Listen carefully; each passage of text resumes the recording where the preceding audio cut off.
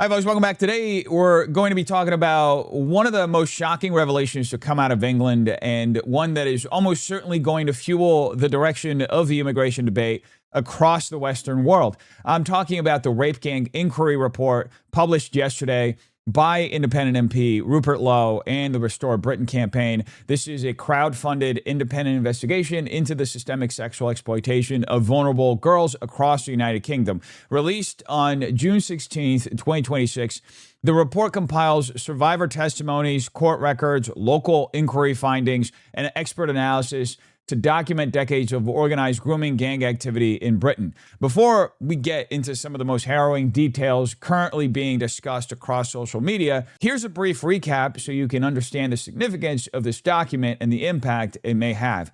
According to the report, at least 250,000 young, predominantly white British girls have been victimized since the 1950s. The report describes organized networks involving drugs, alcohol, trafficking, gang rapes, blackmail, through recordings, and extreme violence. It further claims that in the cases analyzed, between 87 to 95% of perpetrators were Muslim men of Pakistani heritage operating in coordinated groups that targeted girls from broken or unstable homes in towns and cities across Britain.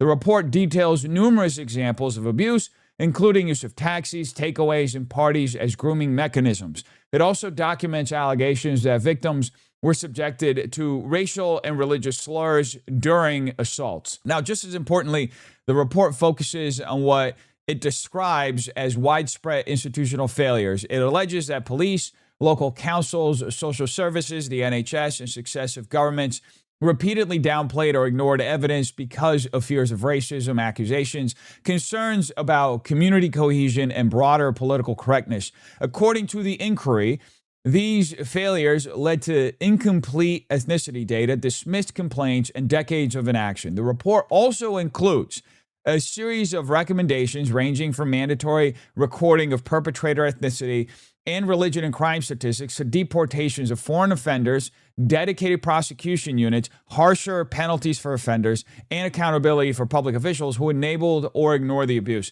Now, as I mentioned earlier, the inquiry was crowdfunded by thousands of public donations. It ultimately frames the scandal as a profound state betrayal enabled by multiculturalist policies. Now, I don't want to get too ahead of myself here, but in my humble opinion, this represents the end result of mass migration without integration. Needless to say, the report has sparked widespread calls for justice, parliamentary debate, and major reforms, not only to England's justice system, but also to migration policy across the West, because we will start seeing similar effect here in America unless we start taking some kind of action to prevent these sorts of government failures. In fact, the familiarity of the scale of this sort of institutional abuse has caused many people to start comparing the report to the Epstein files in Britain because of the potential consequences it could have on public opinion as well as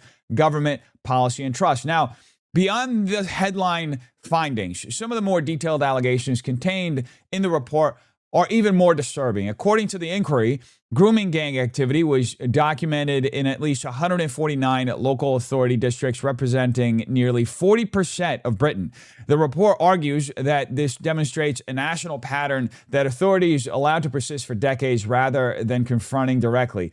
Among the most harrowing claims are allegations that the NHS treated 13-year-old girls for gonorrhea and chlamydia, documented pregnancies resulting from rape, and treated injuries related to sexual assaults, only to discharge those same children back into the environments where the abuse was taking place.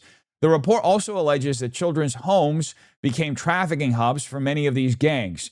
It claims social services placed already groomed children into facilities they knew they were being targeted by abusers, returning girls to addresses where they had previously been raped and stripped protective parents of authority, often in front of their own children. Now, what's especially disturbing, and something we'll return to later in this video, is the allegation that is found in this report that police often criminalize victims while allowing rapists to walk free. According to the report, girls were arrested for being drunk and disorderly after their assaults. It also alleges that a South Yorkshire officer negotiated a no prosecution arrangement with a known abuser. And to illustrate the extent of the alleged corruption, the report further claims that some officers were directly involved with the criminal rape gang networks themselves. Now, if that wasn't disturbing enough, the report describes cases in which pregnancy was allowed to be used as a weapon of control. Some girls were allegedly deliberately impregnated by members of the gangs. Some suffered miscarriages due to trauma. Others were pressured into abortions. In certain cases, the state allegedly removed the children while leaving the mothers in the same abusive environments where the exploitation continued. And at a certain point, you begin to see why many people are describing this not merely as institutional failure, but something approaching collusion between the British state and these criminal networks. Now, also disturbing in the report were what some survivors described as red rooms, locations allegedly used for extreme torture, daily rape, trafficking, and abuse. Victims described being passed between brothers, friends, and criminal associates and trafficked across county lines. And that distinction about county lines is something that we'll touch back in the video, later in the video, because this has sparked a bizarre debate. For some reason, some folks are trying to turn that phrase, county lines, into the entire story. And trust me, the person making that argument has gone viral for all the wrong reasons, and we'll get to that shortly. Now, back to the report. It also alleges that some victims were transported to the Middle East for forced marriages, and that abuse was frequently filmed and used for blackmail purposes. Now, to add insult to injury, schools allegedly witnessed older men collecting girls at school gates and received disclosures of rape directly from students.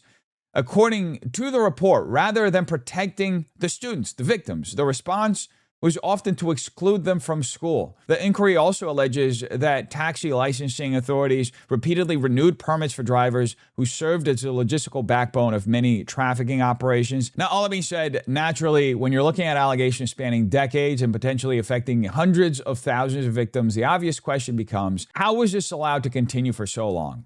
Well, according to the report, one reason is that whistleblowers were punished while perpetrators were actively protected. Social workers were allegedly suspended. Parents were subjected to home raids, asset freezes, and gag orders.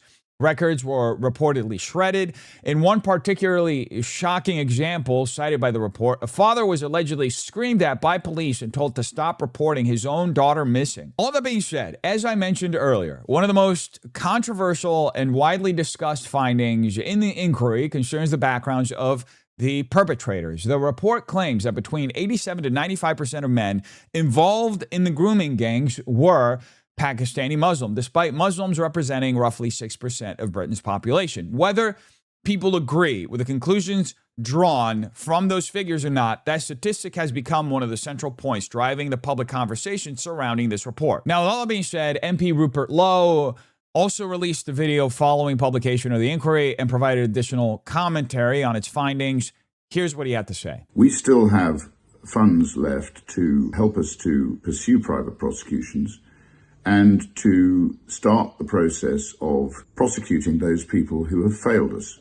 We're also intent on naming those people in Parliament, where we're not going to prejudice a legal case, so that everybody knows those people who are responsible, who should have dealt with this, but failed to deal with it. Now, Rupert Lowe also weighed in following the publication of the report, posting on X, saying he believes the worst rape gang offenders should face a death penalty. He also wrote, our inquiry report proves that without doubt, there is an undeniable link between religion and the rape gangs. Islam, as a country, we need to find the courage to finally say so. Lowe further revealed that he had tabled a motion in Parliament relating to the publication of the rape gang inquiry report. And he also criticized the BBC, accusing the broadcaster of largely ignoring the inquiry and its findings, despite the scale of the allegations being presented. Now, with all that being said, as I mentioned earlier, there has also been a surprising amount of discussion surrounding one particular response that obsesses over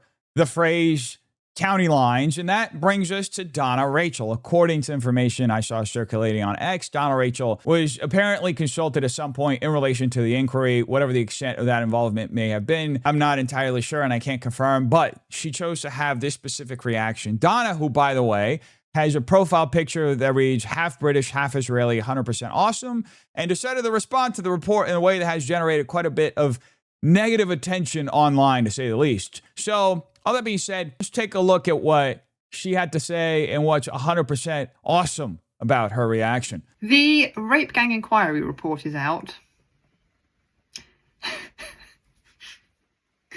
And I'm going to try not to laugh because it feels mean. I haven't read the whole thing. It's 219 pages. It's only just come out a couple of hours ago. And yeah, those first 20 seconds were enough to make Donna Rachel go viral for all the wrong reasons. She's getting absolutely brutalized in the comments, the replies to that video, the quote tweets everywhere. Honestly, I'm surprised she hasn't deleted the post yet. It's one of the clearest examples of a ratio I've seen in a very long time. At the time of the recording, the post has only around 500 likes, which is honestly surprising in and of itself. Meanwhile, it has roughly 7,700 comments, nearly 2,000 quote tweets, around 1,500 bookmarks, and just under 3 million views. And if you actually scroll through the replies, you'll quickly notice that almost every comment is calling Donna out for being what many people see as a smug "see you next Tuesday." Now, part of the reason for that backlash is that Donna's entire argument appears to center around the use of the phrase county lines. Her position is essentially that county lines refers to phone lines used by criminal networks, not literal county boundaries or border demarcations. Therefore, in Donna's view, you can't traffic people across county lines in the way the report describes. And because of that terminology dispute, she's attempting to undermine the credibility of the inquiry itself. In other words, she's taking a disagreement over a specific phrase and using it as a basis to dismiss the broader findings of the report. And needless to say, the approach is not going over particularly well online. A lot of people are looking at the report that alleges decades of organized abuse involving hundreds of thousands of young British girls, and they're seeing Donna responding by laughing and focusing on a terminology dispute. Whether you agree with the report's conclusions or not, Donna's reaction has struck many people as incredibly tone-deaf, which is why the backlash has been so intense. Now, what's especially interesting is that many of the allegations and patterns being discussed in this report are not being viewed as uniquely British. Similar concerns have been raised elsewhere in Europe, including in France, where a related controversy is currently making its way through the courts. This next video is from Thais Escoufan, who is currently facing legal proceedings in France, and here's what she had to say. Hello, dear European and American patriots. I need your help. Tomorrow, I may be sentenced to unsuspended prison for daring to say on French TV that the main danger to women in France comes from Black, African and Arab immigrant men, even though I was defending a woman who was herself raped by a Central African man subject to an OQTF order in the courtyard of her Paris apartment building. Having myself survived an attempted rape by a Tunisian migrant 4 years ago, I could not remain silent. But for having spoken these words on a television set, the prosecutor has sought a prison sentence against me. She dismissed our two stories as insignificant incidents which did not excuse my hate speech. Yet, all I did was describe a reality that most French people are afraid to speak about, precisely because the justice system is capable of convicting them for describing what they see with their own eyes and experience firsthand. This is the repression faced by people in France who speak the truth out loud. But thanks to you, I have hope ahead of the verdict, which will be handed down tomorrow. Just yesterday, I was still hesitating to publish my story, thinking nobody would notice, and it has now spread beyond our borders. And thanks to this media pressure, the justice system may back down before trying to send me to prison instead of our attackers. Please share this message. We are no longer afraid. We are not alone. The French people are not giving in and are standing strong. Thank you. Well, good luck to her. I'm praying for her. If you're over in France and want to go and support her, go support her, attend her events, do whatever you think is appropriate.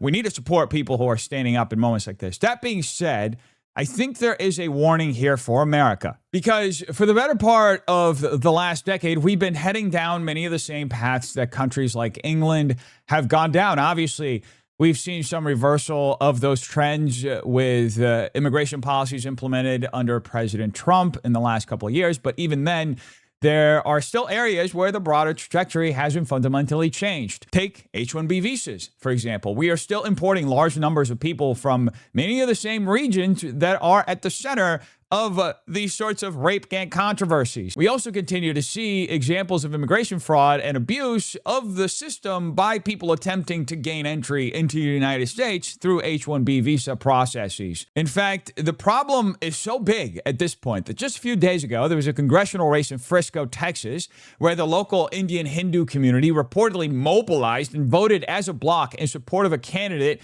that had promised to represent their interests over a conservative candidate. Whether you agree with that outcome or not, it demonstrates the growing political influence that specific immigrant communities are beginning to exercise within the American electoral system. And that's really the broader warning. Open borders have failed. Globalism has failed because rather than creating a more unified society, it has often produced greater tribalism.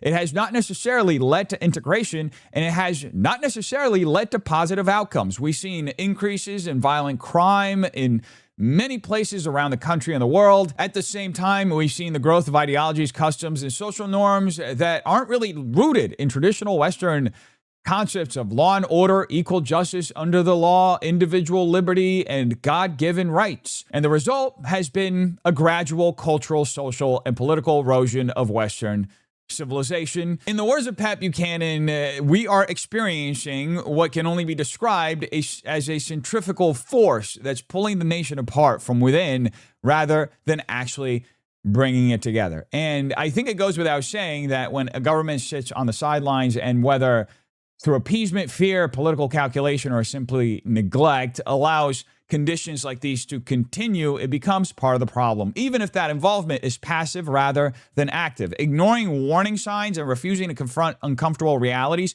can amount to a form of complicity. When public officials become more concerned with avoiding accusations, protecting reputations, preserving community relations, or managing political optics than they are with protecting their own citizens, they cease to serve the public interest. At that point, government is no longer working for the people it was created to protect. It is working against them. And I think many people throughout the Western world are increasingly frustrated by that reality. Constituents and citizens alike are speaking out against it and demanding accountability, as we saw just a moment ago with Thais, standing by what she believes to be true, and she did it despite all the consequences she's been facing. And by the way, this is something that's growing in the West. And there are more people who are willing to take the hit in order to get the truth out. Because, look, the allegations surrounding grooming gangs in Britain are not necessarily new. This has been a major controversy for years. It's been a subject that has generated enormous public debate and political fallout for many people. Tommy Robinson, for example, has spent years drawing attention to the issue and in the process has been labeled a conspiracy theorist, a racist, a white supremacist, and virtually every insult imaginable by his critics, regardless of what people think about him personally. The underlying issue that he presents has remained unchanged. The allegations have not disappeared. The victims have not disappeared. The public concern has not disappeared. This is a matter that continues to demand public attention. And any public official who chooses to shove it into a filing cabinet, pretend it doesn't exist, or refuse to address it for the sake of optics, reputation, or political convenience risks becoming not just a bystander, but a passive enabler of the problem itself. And you're going to have to live with the blood that's in your hands. Anyway, folks, you tell me what you think in the comments down below. Hope you have a terrific day. Peace.